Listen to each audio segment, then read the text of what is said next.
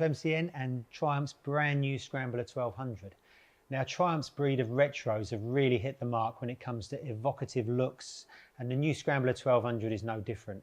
It's styled to mimic those 1960s Californian desert scramblers and ticks every on any Sunday styling box, lavished with obsessive attention to detail and crammed with more technology, bells and whistles than most superbikes.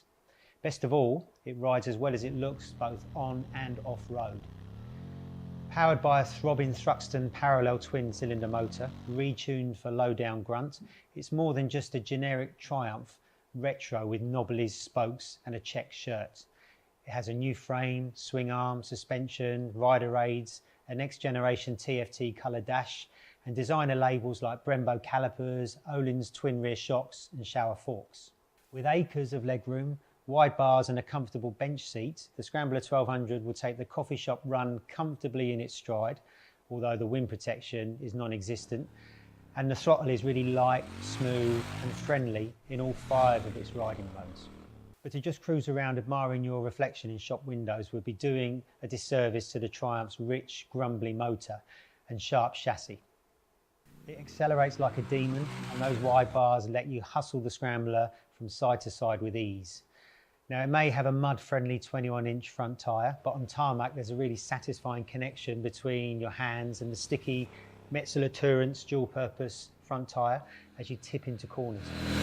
Weighing 204 kilos, it's not heavy, ride quality is nice and plush, stability is superb, and the combination of 200mm suspension travel, that big front wheel and friendly low-down power also makes the 1200 Scrambler a genuine off-road tool too.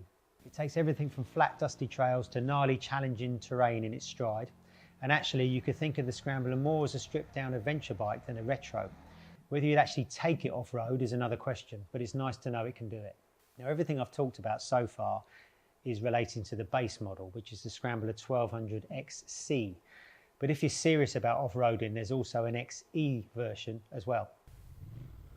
The XE only costs a few £100 more than the XC, but you get lean sensitive ABS, traction control and an additional riding mode, wider bars, a longer swing arm and 50mm more suspension travel, which gives it more bounce than a big cubed KTM Adventure.